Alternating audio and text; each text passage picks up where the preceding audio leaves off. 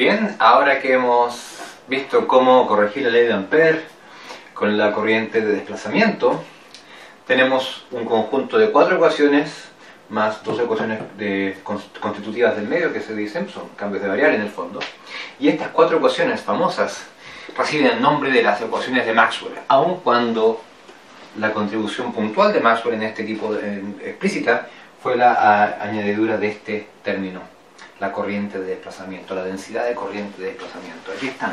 Y estas son las ecuaciones de Maxwell en forma integral que recopilan Gauss, a Faraday y Ampère. Pero el siguiente paso que vamos a seguir, y es muy importante en el subsecuente desarrollo, es pasar esta forma integral a una forma diferencial. Déjame explicarle. Quiere decir esto que esto es muy interesante ver este tipo de relaciones, que integral de superficie igual al integral de volumen de otra cantidad relacionada, pero sería agradable poder tener una relación punto a punto entre D y ρ. A ver, esto me dice algo sobre D en una zona, en una superficie, y algo sobre ρ en el volumen encerrado por la superficie, pero no me está diciendo punto a punto cómo se relaciona ρ con D. Lo mismo para las otras ecuaciones. Entonces, lo que estoy diciendo sería agradable sacarse de encima las integrales y poder llegar a relaciones que valgan para cada punto y para cada instante. ¿Cómo podemos hacer eso? Partamos con la ley de Gauss, por ejemplo, y es la misma técnica que ya usamos en realidad. Por ejemplo, para la ley de Gauss podemos escribir que la integral de superficie de D por el teorema de la divergencia puede escribirse también como una integral de volumen. La integral cerrada de superficie puede escribirse como la integral de volumen de la divergencia de esta cantidad vectorial, de este vector, de campo vectorial. Así que usando el teorema de la divergencia,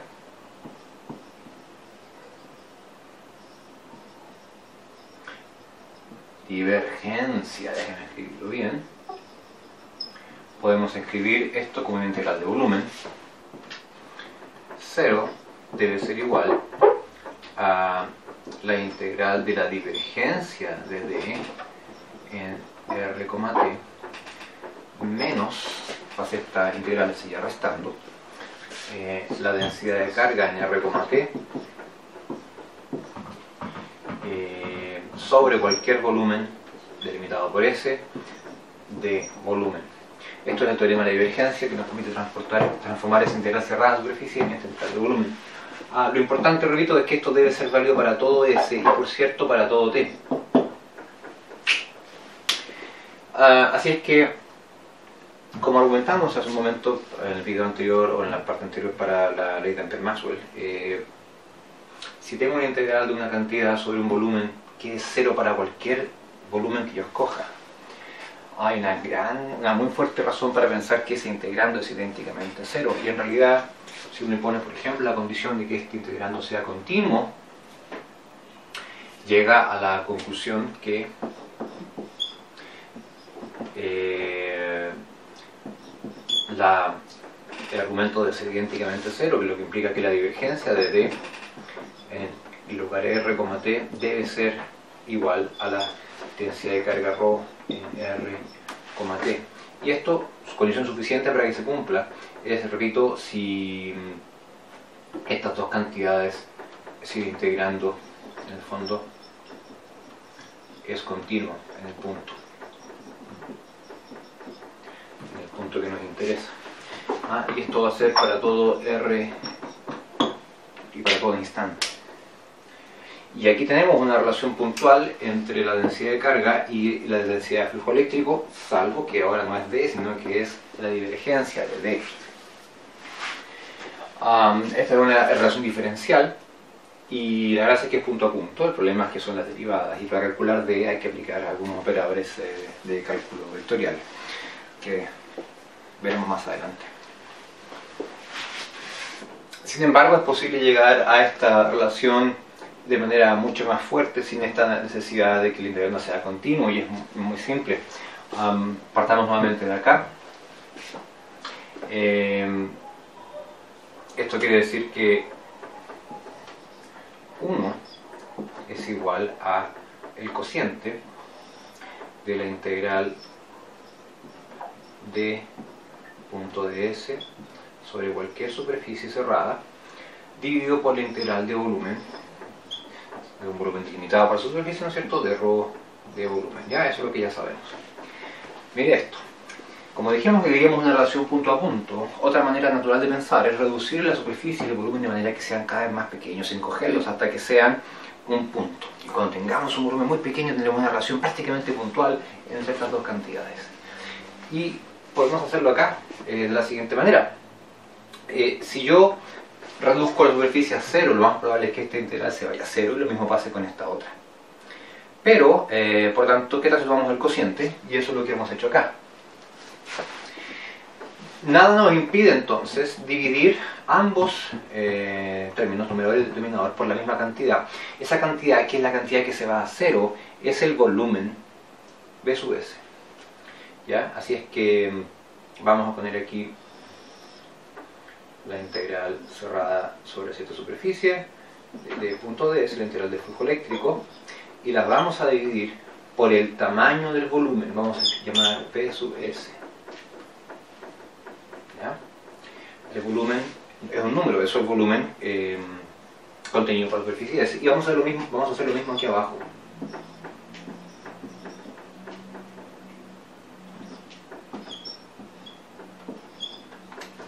Ahora, fíjese en esto, la integral de superficie de la carga no es otra cosa que la carga encerrada, lo hemos dicho muchas veces, ¿cierto? Así que esto va a ser, se puede escribir una vez más así. Esto no es integral de línea, esto es cerrada, pero no es de línea, disculpen. Ahí. Ya. Esto va a dar D, punto de S, dividido por el volumen, pero abajo pondremos la carga encerrada en el volumen S, dividido por el volumen S. ¿Está bien? Esto es la manera corta de escribir esa integral. Y esto también tiene que ser igual, y esto vale para cualquier volumen, ¿cierto? Es en igualdad a todo volumen, incluyendo para los volúmenes de superficie que tienden a cero, que se contraen. Así que vamos a tomar el límite cuando el volumen de la superficie tiende a cero de este cociente. Sigue siendo 1. Así que 1 también debe ser igual a esto en el límite. Y esto es igual, si los límites existen por separado, vamos a escribirlo así, al límite de esto, de punto de S, B superficie, partido por B superficie, y esto es carga encerrada en BS, partido por BS. Si los límites existen por separado, este límite es igual al cociente de los límites. Así que intentemos a ver qué pasa. Pongo el límite cuando el volumen tiende a cero de esto.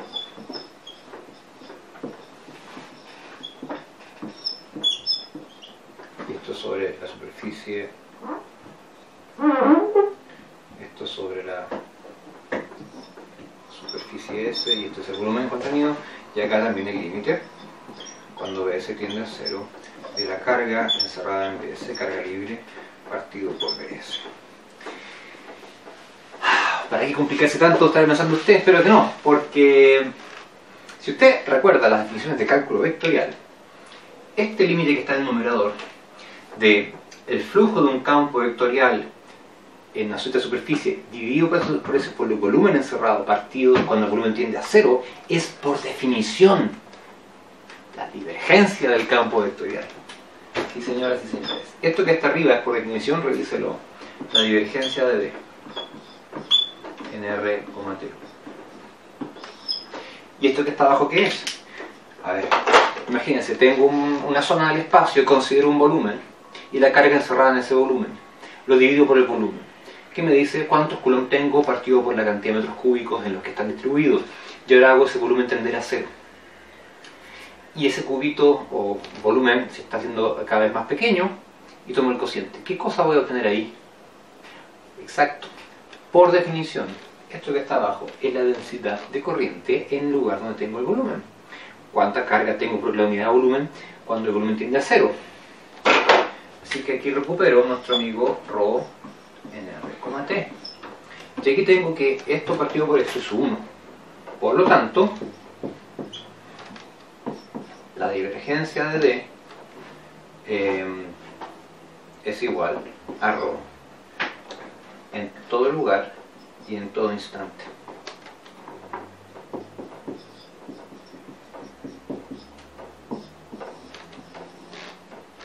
Claro, suponiendo que los límites existan, es decir, suponiendo que estas densidades existen y esta divergencia existe.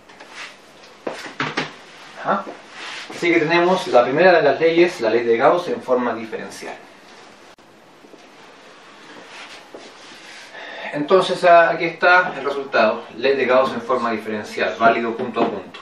Por supuesto, esta divergencia tendría que ser finita para que tenga sentido la igualdad. La ley de Gauss para el magnetismo, como es de la misma naturaleza, nos lleva a la siguiente obvia conclusión, que la divergencia de B, y eso ya lo hemos deducido antes, en todo lugar y en todo instante es igual a 0. Ahora nos quedan estas que son integrales de línea y de superficie.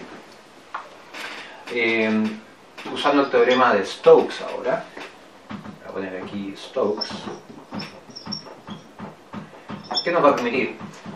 Traducir la integral de circulación a la integral de superficie. Usted puede encontrar eso en varios libros. Yo voy a hacer otro camino acá, más parecido al de las definiciones que hicimos hace un momento, y voy a decir lo siguiente. 1 es igual a la integral cerrada sobre alguna curva de E punto de L, y aquí abajo voy a poner la integral sobre esa superficie de C de B, mejor dicho, la derivada va a ir afuera. Vamos a dejar el menos acá también para simplificar, y vamos a poner derivada temporal de B punto de S. Mismo truco que antes, vamos a dividir ahora por el tamaño de la superficie delimitada por C, en el fondo de esta superficie C, y vamos a poner aquí integral cerrada sobre la curva E punto de L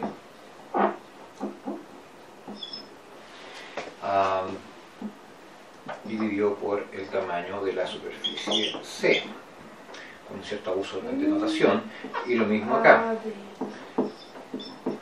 ¿De acuerdo?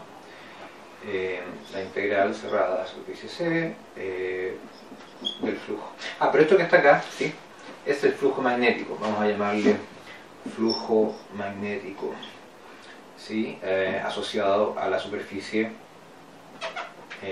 S sub C. Y esto dividido por la superficie S sub C. Y como es igual, esto es válido para cualquier superficie, también va a ser si la superficie tiende a cero y se empieza a contraer. La trayectoria cerrada empieza a achicarse hasta hacer un punto, y la superficie limitada por él también colapsa en un punto. Así es que eso también es válido para los límites. Y voy a saltarme un paso acá, pondré inmediatamente los límites de arriba y de abajo, suponiendo que ellos existan. Así es que tengo límite de esta integral de circulación, superficie C, y el punto de L dividido por el tamaño de esta superficie, cuando la superficie C, su área, tiende a cero. Aquí, perdón, esto es C.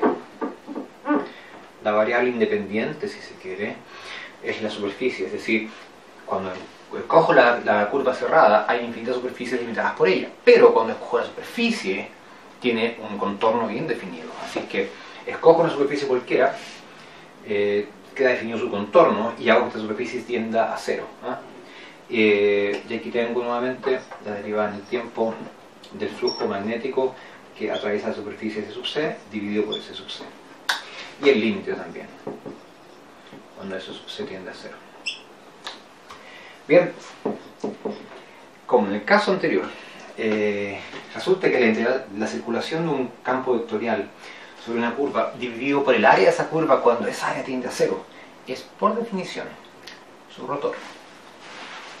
Así que aquí arriba obtenemos el rotor del campo vectorial E.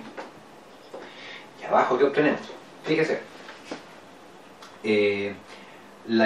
vamos a pasar la derivada para acá y el límite a esta cantidad. Fíjese, tengo el flujo que pasa por una superficie dividido por su área, y eso cuando tendemos a hacer, esa área tiende a cero, así que eso es la densidad de flujo, y la densidad de flujo magnético es B, por definición. Así es que recuperamos acá, por supuesto, B. Vamos a poner aquí R,T, y esto tiene que ser igual a menos 1. Así es que concluimos que el rotor de E tiene que ser igual punto a punto, instante a instante, al negativo de la derivada temporal o rapidez de cambio de la densidad de flujo magnético, y está la ley de Faraday en forma diferencial, punto a punto, instante a instante. Entonces vamos a escribirla acá, y así queda la ley de Faraday en forma diferencial. Finalmente, y voy a ahorrarle los detalles, si escribimos la ley de Ampère-Maxwell en forma diferencial, que es una estructura muy parecida a lo que hay ahí arriba, se obtiene lo siguiente: el rotor de la intensidad de campo magnético en algún lugar e instante debe ser igual punto a punto a la densidad superficial de corriente de conducción más la densidad de corriente, la densidad superficial de corriente de desplazamiento. Esto para todo R y para todo T. Y con ello terminamos de escribir las ecuaciones de Maxwell en su forma diferencial. La ventaja de esta, como ya dijimos, es que es punto a punto, es más precisa, es más localizada, por supuesto. La ventaja de esa otra es que funciona en situaciones donde esta no funciona. ¿Cuándo puede no funcionar? Porque bueno, podría no funcionar cuando las derivadas espaciales implícitas en estos operadores diferenciales no existen, cuando las funciones son discontinuas. Si H o E o B son discontinuos, entonces no está bien definida no te da acotada la divergencia ni tampoco el rotor. Sin embargo, esas formas de integrales son robustas a ese tipo de situaciones. Y vamos a ver cómo con una forma integral vamos a complementar a estas ecuaciones en forma diferencial, precisamente ahí donde hay discontinuidades. Eso es por ahora y muchas gracias. Hasta la próxima.